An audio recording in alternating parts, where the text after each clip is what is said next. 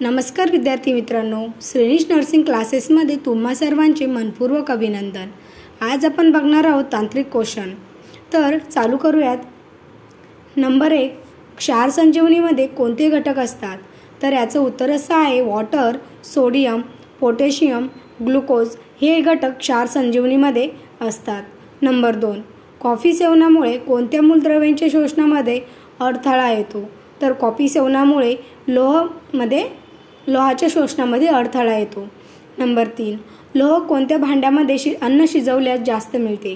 तर लोह हे लोखंडी भांड्यामध्ये अन्न शिजवल्यास जास्त मुबलक प्रमाणामध्ये आपल्याला मिळते। नंबर 4, लोहाचे शोषण कोठे होते? तर लोहाचे शोषण डुओडिनम व लहान आतड्याच्या वरच्या भागामध्ये होते। नंतर आहेत दुधामध्ये अनेक अन्न घटक समाविष्ट असल्यामुळे त्यास पूर्ण अन्न असे म्हटले जाते। परंतु तरीसुद्धा कोणते मूलद्रव्य आहे जे अत्यंत कमी प्रमाणामध्ये दुधामध्ये आपल्याला मिळते? तर याचं उत्तर काय? लोह। नंबर 6, लोह ऑक्सिजन वहन कसे आणि कोठे करते? तर ब्लडमधील हिमोग्लोबिनमध्ये आणि स्नायूमधील मायोग्लोबिनमध्ये लोह हे ऑक्सिजनचे वहन करते। कुठे? ब्लडमध्ये हिमोग्लोबिन, कारण की ब्लडमध्ये हिमोग्लोबिन ऑलरेडी प्रेझेंट असतं, आणि स्नायूमध्ये मायोग्लोबिन यामध्ये लोह हे ऑक्सिजनचे वहन करतात। नंबर 7, लाल रक्तपेशीतील हिमोग्लोबिनची निर्मिती कोणत्या खनिज मूलद्रव्यापासून होते? तर याचं उत्तर असं आहे लोह। आपण बघितलंच की लोह ऑक्सिजनचे वहन हे ब्लडमधील हिमोग्लोबिनमध्ये करते। नंबर 8, लोहाच्या कमतरतेमुळे काय होते? लोहाच्या कमतरतेमुळे ॲनिमिया, रक्तक्षय तसेच HB लेवल ही कमी होते। नंबर 9, रक्तक्षयाचे प्रमुख लक्षणे। तर रक्तक्षयाचे प्रमुख लक्षणे डोळ्याच्या पापणीचा खालील भाग फिका पडणे, जीभ पांढुरकी दिसणे, नंतर नखे चपटी होणे। नंबर 10, पंडुरोग कशाच्या कमतरतेमुळे होतो? तर पंडुरोग हा लोहाच्या कमतरतेमुळे होतो। नंबर 11, थॅलेसेमिया या आजारात सतत रक्त दिल्याने शरीरात लोहाचे प्रमाण वाढते, तर ते कमी करण्यासाठी काय करतात? तर ते कमी करण्यासाठी किलेशन करतात। नंबर 12, लाल पेशी तयार होण्यासाठी कोणता घटक महत्त्वाचा आहे? तर लाल पेशी तयार होण्यासाठी फॉलिक ॲसिड हा घटक महत्त्वाचा आहे। नंबर 13, WIFS कार्यक्रम म्हणजे काय? तर WIFS म्हणजे weekly iron and folic acid supplementation, म्हणजे साप्ताहिक लोह व फॉलिक ॲसिड याचे पुरवणी कार्यक्रम। नंबर 14, 1 किलोग्रॅम मिठामध्ये किती mg प्रमाणात आयोडीन मिसळणे आवश्यक आहे? तर 1 किलो मिठामध्ये 50 ते 30 mg इतके आयोडीन मिसळणे आवश्यक आहे। आयोडीनमुळे गॉयटर हा आजार होतो। नंबर 15, मिठात आयोडीन टाकण्यासाठी कोणत्या 4 असेंद्रिय पदार्थाचा वापर केला जातो?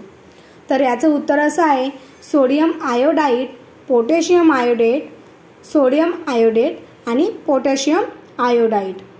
सोपं म्हणजे सोडियम आयोडाईड, सोडियम आयोडेट आणि potassium iodate, potassium iodide. Number 16, जागतिक आयोडीन न्यूनता विकार दिन कधी साजरा केला जातो? तर याचं उत्तर असं आहे 21 ऑक्टोबरला आपण जागतिक आयोडीन न्यूनता विकार दिन असे म्हणतात। आयोडीनच्या कमतरतेमुळे काय होतं? गॉयटर, गलगंड हा आजार होतो। नंबर 17, थायरॉइड ग्लॅंडमध्ये स्रवणाऱ्या थायरॉक्सिन व ट्रायआयोडोथायरोनिन या हार्मोनच्या संश्लेषणासाठी कोणत्या मूलद्रव्यांची आवश्यकता असते? तर आयोडीनची आवश्यकता असते। नंबर 18, भारतातील कोणत्या राज्यामध्ये गलगंड हा एक सामाजिक आरोग्याचा प्रश्न आहे? गलगंड मीन्स गॉयटर। तर कोणत्या राज्यामध्ये? काश्मीर आणि आसाम या ठिकाणी गलगंड हा एक सामाजिक आरोग्याचा प्रश्न आहे। नंबर 19, स्नायूंना फेटके येणे हा विकार कोणत्या मूलद्रव्यांच्या कमतरतेमुळे होतो? तर स्नायूंना फेटके येणे हे सोडियमच्या कमतरतेमुळे होतं। नंबर 20, रेड क्रॉस या जागतिक स्वयंसेवी संघटनेचे संस्थापक व रेड क्रॉसचे जनक कोण? तर हेनरी जिनिव्हा हे आहे। ते कुठले आहे? तर जिनिव्हा कुठे? स्वित्झर्लंड। नंबर 21, आंतरराष्ट्रीय रेड क्रॉसची स्थापना कधी झाली? तर आंतरराष्ट्रीय रेड क्रॉसची स्थापना ही 9 फेब्रुवारी 1863 साली झाली. नंबर 22. रेड क्रॉस संस्था कशी आहे? तर रेड क्रॉस संस्था ही अराजकीय तसेच अशासकीय आहे, म्हणजे ती गव्हर्नमेंटची नाही आहे आणि त्यामध्ये राजकारणाचा कोणत्याही प्रकारचा अंतर्भावही नाही. ती अराजकीय आणि अशासकीय अशी संस्था आहे. नंबर 23. आंतरराष्ट्रीय रेड क्रॉस संघटनेचे मुख्य कार्यालय कोठे आहे? तर आंतरराष्ट्रीय रेड क्रॉस संघटनेचे मुख्य कार्यालय हे जिनिव्हा, स्वित्झर्लंड येथे आहे. नंबर 24. भारतीय रेड क्रॉस सोसायटीची स्थापना कोणत्या वर्षी झाली? तर भारतीय रेड क्रॉस सोसायटीची स्थापना ही 1920 साली झाली. नंतर आहेत नंबर 25. भारतीय रेड क्रॉस सोसायटीचे मुख्यालय कोठे आहे? तर भारतीय रेड क्रॉस सोसायटीचे मुख्यालय नवी दिल्ली, न्यू दिल्ली येथे आहे. नंबर 26. MOHFW चे संक्षिप्त रूप काय?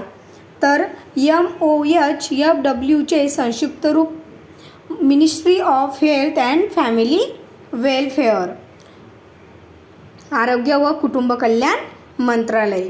याची स्थापना कधी झाली? तर 1947 साली. भारतातील आरोग्य व्यवस्थेचे सर्वोच्च नियंत्रण करणारी संस्था म्हणजे कोणती? तर ministry of health and family welfare. नंतर आहेत number 27. All India institute of speech and hearing AIISH याची स्थापना 1966 साली झाली. तर कार्यालय कुठे आहे? म्हैसूर या ठिकाणी. Number 28. All India institute of physical medicine and rehabilitation म्हणजे AIIPMR याची स्थापना कधी? तर 1955 साली झाली आणि याचे मुख्य कार्यालय कुठे आहे? तर मुंबई या ठिकाणी. Number 29. All India institute of hygiene and public health याची स्थापना कधी झाली? तर 1932 साली आणि मुख्य कार्यालय कोलकाता येथे आहे. नंबर 30.